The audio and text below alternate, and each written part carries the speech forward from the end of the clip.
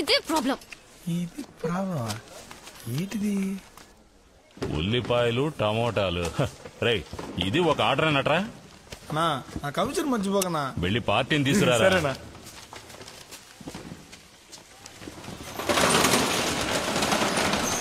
రాక లోనికి రాక రండి. ఆ తర్వాత హోటల్ ఆర్డర్ సెపరేట్ రా. రే నీకే చెప్పేది. రే నువ్వు కూడా వినరా?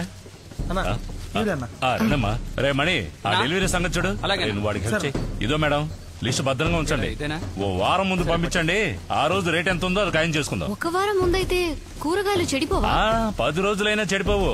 వీటిని కోయడానికి 1 రోజు, ప్యాక్ చేయడానికి 1 రోజు, లారీలో 2 రోజులు, నా దగ్గర 2 రోజులు, రీటైల్ షాప్ లో 3 రోజులు, మీ ఇంటి ఫ్రిడ్జ్ లో 4 రోజులు. మొత్తం లెక్కేసి చూడండి 15 రోజులు అవుతుంది.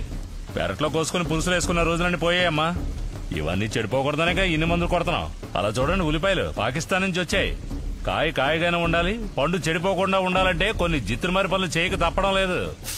కానీ వాళ్ళు మందులు జల్లని కూరగాయలే కదా కావాలన్నారు. అదేం పర్వాలేదవ్వా. ఆ టైంలో ఇదిగో ఇలా బురదలు ముంచి తీస్తే చాలు తాజాగా కనపడతాయి. ఈగలు ముసరడానికి ఇదిగో ఈ స్ప్రే కొడితే చాలు ఆర్గానిక్ గా మారిపోతాయి. మాకివే వద్దు. పురుగుల మందు కొట్టనివి లేవా? అవి మన దేశంలోనే లేవు సిస్టర్. విత్తనంలోనే మందు కలిపి అది పెరిగే వరకు 4-5 సార్లు మందు జల్లాలి. ఇంత విషాన్ని మింగితే తినేవాడు ఏమైపోవాలి? మనాళ్ళు విషాన్ని చూసి భయపడరు, ధరను చూసే భయపడతారు. ఇక్కడ పేదోడికంటూ ఓ టమోటా, డబ్బునోడికంటూ ఓ వంకాయ అనేది ఏం లేదు. అందరూ సమానమే. అందరూ వీటిని మింగాలి.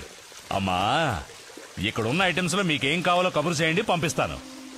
రేయ్ పులిగా కార్బెట్ వేయి. అన్ని సమంగా పండాలి. ఏంటి చెప్పింది అర్థమైందిగా? మృదులు వచ్చేసిందా? ఓ అలాగా. వచ్చాక ఒకసారి మాట్లాడించు. ఇదిగో వసంత్ వచ్చింది, ఒకసారి మాట్లాడమ్మా. హలో, నేను వర్క్ లో ఉన్నాను. 5 నిమిషాల తర్వాత మాట్లాడతాను. సరే.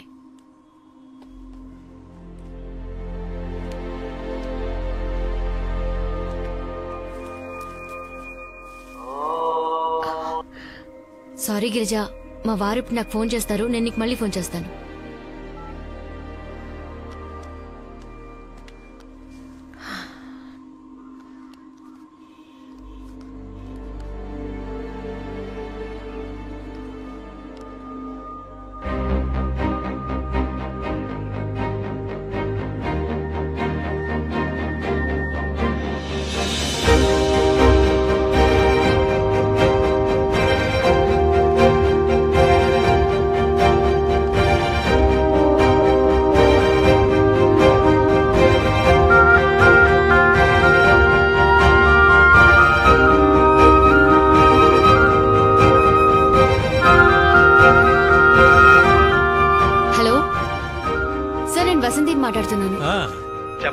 మీ ఆర్డర్ నేను తీసుకుంటాను. ఓ థ్యాంక్ యూ వెరీ గుడ్ అమ్మా.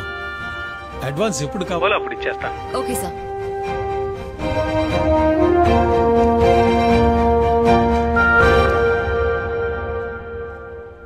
ఇది ఏ ఊరు వసంతి? నెదర్లాండ్. ఇలా ఇప్పుడు చాలా దేశాలు సక్సెస్ఫుల్ గా పండిస్తున్నారు. ఇవన్నీ మన ఊరికి వర్కౌట్ అవుతాయంటావా? అసలే రైతులు లాస్ అంటున్నారు, అందులోనూ మేడ మీద పెట్టి ఎలా సక్సెస్ అవుతుంది? అదే కదా, మేడ మీద మందు కొట్టొచ్చు, పేకాడొచ్చు, అవన్నీ సక్సెస్ అవుతాయి. ఇదేలా? ఈ గ్రీన్ హౌస్ కి ఎంత ఖర్చు అవుతుంది? 20,000 దాకా ఖర్చు అవుతుంది. 10 ఇళ్ల మేడ మీద సెట్ చేస్తే 2,000 మందికి సరిపడే కాయగూరలు పండించొచ్చు. ఒక కోతకి, ఒక పెళ్లికి సరిపడేంత సప్లై చేయొచ్చు. ఇదే లెక్క. అదీ కాకుండా చాలా ఆరోగ్యకరమైన ఆర్గానిక్ కాయగూరలు మనము మన పిల్లలు తినొచ్చు. దీనికన్నా మటన్ లో స్ట్రెంత్ ఎక్కువ, అది కూడా ఆర్గానిక్. రోజు పేపర్ చదివితేనే ఆ పిల్ల మాటల్లో నిజమేమిటో తెలుస్తుంది. వితండవాదం చేయడం, ఎగతాళి చేయడం వల్లేరా ఈ దేశం బాగుపడడం లేదు. మనం ఇది చేద్దామా? తప్పకుండా మన పిల్లల కోసం చేద్దాం వసంతి. వసంతి, నాకు కొంచెం టైం కావాలి. చీటి డబ్బు రావాలి, ఆ తర్వాత చెప్తానమ్మా. అవును వసంతి, కొంచెం టైం ఇవ్వు. నగలు తాకట్టు పెట్టైనా చేద్దాం. వస్తాం.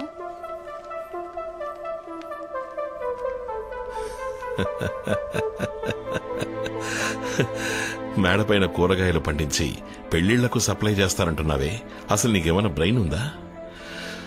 నువ్వు చివరి వరకు ఇలాగ ఉంటావు, అదే నా తలరాత. అది కాదు, మేమందరం కలిసి. అయ్యో నువ్వేం చేయక్కలేదమ్మా, ఉన్నదే కాస్త పరువు మర్యాద, దాన్ని చెడగొట్టకు. ప్రెసిడెంట్ దగ్గర మొదలుపెట్టి కూరగాయల వరకు నన్ను అవమానించడమే నీ లక్ష్యమా?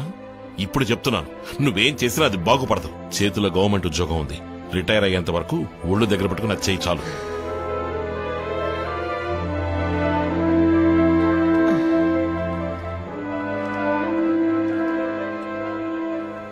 ఏమన్నాడు? కష్టపడకు, ఉద్యోగం చేయి చాలు, రెస్ట్ తీసుకోమంటున్నారు. మావయ్య నా పేరు మీద లోన్ తీసుకోవాలి. Sugar okay, liver function okay, cholesterol ఉంది. పరిగెత్తాలి. ఊరు వదిలి పారిపోవడానికా? మీ మేడం మీద ప్రాజెక్ట్ ఏమైంది? యాజ్ యూజువల్, ఈ మగాళ్ల ప్రాబ్లం వాళ్లకున్న ఈగో, సుపీరియారిటీ. ఆడవాళ్ళు కొంచెం ఓకే, కానీ వాళ్ళ ప్రాబ్లం డబ్బులు. పోనీ నేను లోన్ తీసుకుంటే డైలీ 4 కిలోమీటర్లు నడిస్తే, కొలెస్ట్రాల్ తగ్గించేస్తే 2 వారాల్లో మీ లోన్కి నేను గ్యారంటీ ఇస్తాను. వినడానికి బానే ఉంది. ఇన్సూరెన్స్ లోన్ అంటే 40 ఏళ్లు దాటిన వాళ్ళనే మెడికల్ ఫిట్నెస్ సర్టిఫికేట్ ఇమ్మంటారు. మరి ప్రాబ్లం ఏంటి? మీకు బీపీ ఉందన్న విషయం పేపర్లోనే వచ్చేసిందిగా. అయితే మనకి మీడియా సపోర్ట్ ఉందంటావు. తోడపుట్టిన వాళ్ళు ఎవరూ లేరన్న కొరత నాకు లేదు. I'm Born with pain. నేను బాధలతో పుట్టాను జయ. ప్రసవానికి మించిన వేదన ఉండదంటారు. అంతకు మించిన పెయిన్ ఉందంటే అది తన భర్త తనని అవమానించినప్పుడే. నేను అది దాటేశాను. కష్టాలు నాకేం కొత్త కాదు. నడుస్తాను. కుదరకపోతే పరిగెడతాను.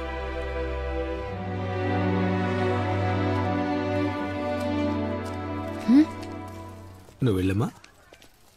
నేను 40 ఏళ్ల పాటు టీచర్ ఉద్యోగం చేసిన వాడినేనమ్మా. ఏ ఒక్కరోజు కూడా ఆహార పదార్థాల గురించి, జీవితం గురించి కనీసం ఒక్క విద్యార్థికి కూడా నేర్పించిందే లేదు. అన్నిటినీ విమర్శించటమే తెలివి అనుకుని మా తరమే నాశనమైపోయింది. కాని అందుకు ప్రాయశ్చిత్తంగా నేనే ఇంటింటికి వెళ్లి నువ్వు చెప్పిన దాంట్లో ఉన్న వాస్తవాన్ని వివరంగా చెప్పొస్తాను. అందువల్ల నువ్వు దేనికి దిగులు పడకు, ధైర్యంగా చెయ్యి. నీకు తోడుగా మేమంతా ఉన్నాం.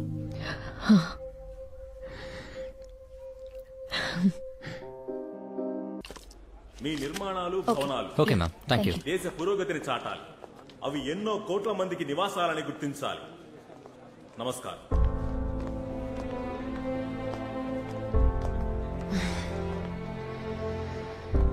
ఇండియాలో ఉన్న టాప్ ఆర్కిటెక్ట్స్, మినిస్టర్ అందరూ వచ్చారు ఇక్కడికి.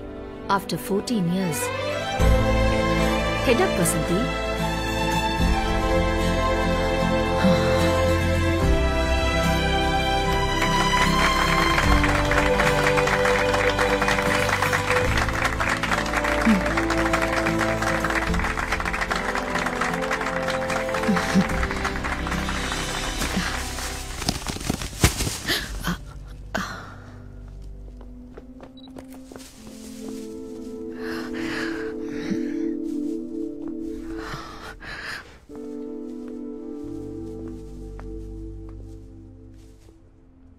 ఒక రిక్వెస్ట్, చేతులు కడుక్కోవడం మర్చిపోకండి.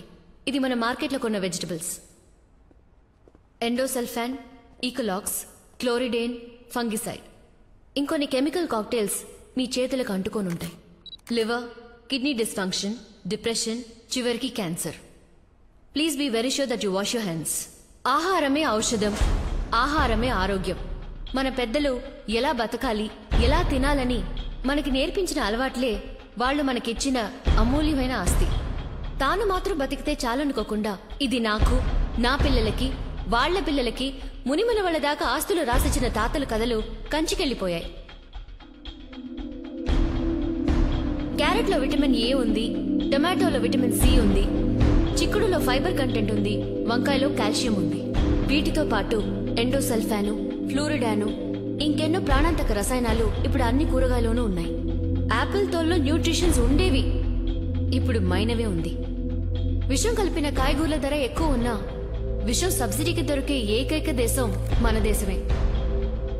మన బామ్మలకి 7 నుండి 10 మంది పిల్లలు ఉండేవారు. అందర్నీ తల్లి మాత్రమే పెంచలేదు, పెంచడమూ కుదరదు, ప్రకృతి కూడా పెంచింది. ఇప్పుడు ఒకళ్ళిద్దరిని కని పిల్లల డాక్టర్ వెనక అపాయింట్మెంట్ కోసం తిరుగుతున్నాం. పోయిన తరం మనుషులకి ముసలితనమే జబ్బు. ఇప్పుడు పుట్టిన పసిపిల్లలకి హార్ట్లో ప్రాబ్లం. 5 ఏళ్లకే కళ్ళు జోడేసుకోవాల్సిన దౌర్భాగ్యం. 10 ఏళ్లకే డయాబెటీస్, ఆస్మా, క్యాన్సర్, ఇంకా ఎన్నో రోగాలు. మనం ఆరోగ్యంగా ఉండాలనుకోకుండా అందంగా ఉండాలని కోరుకుంటున్నాం. పిల్లలు మంచి స్కూల్లో చదవాలి, కార్పొరేట్ కంపెనీలో జాబ్, ఇల్లు, సేవింగ్స్ అంటూ లైఫ్ ని నెట్టుకుంటూ వస్తున్నాం. ఎందుకు మనం రోగం లేకుండా ఆరోగ్యంగా ఉండాలని ఆలోచించట్లేదు? భూమిని నాశనం చేసి కాంక్రీట్ అడవిలో ఇల్లు కట్టి అది మనిషి ప్రాణాలతో ఉండే సమాధిని కాలం మనకి రుజువు చేసే రోజు రాకూడదు. ఇదే సమయం.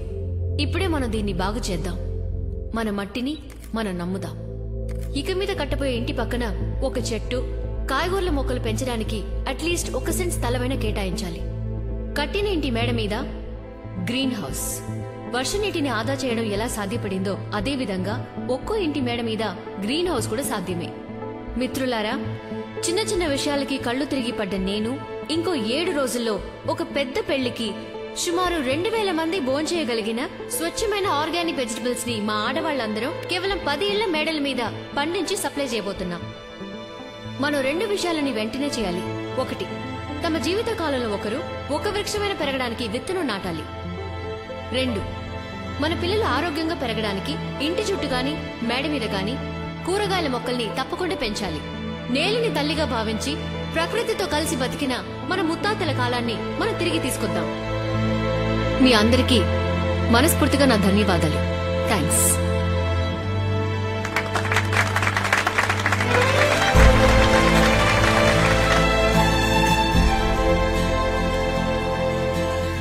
ఎప్పట్లాగా ఏదో ఒక మీటింగ్కి బయలుదేరి వెళ్ళినట్టే ఇక్కడికి వచ్చాను. ఇన్ఫాక్ట్ ఆహార పదార్థాల్లో కెమికల్ కలవకుండా ఉండేలా గవర్నమెంట్ ఎన్నో చర్యలు తీసుకుంటోంది. అంతకు మించి మీరు మాట్లాడిన ఆవేశపూరితమైన మాటలు ప్రజల్ని వెళ్లి చేరాలి. అందుకని శాసనసభలో సభ్యులందరికీ దీని గురించి వివరంగా చెప్తాను. ఇదొక విప్లవంగా మారాలి. అందుకు మీలాంటి వాళ్లే బాధ్యత వహించి సేవ చేయాలి. తప్పకుండా. Thank you sir. మంచిది. అందరికీ వెళ్ళొస్తాను.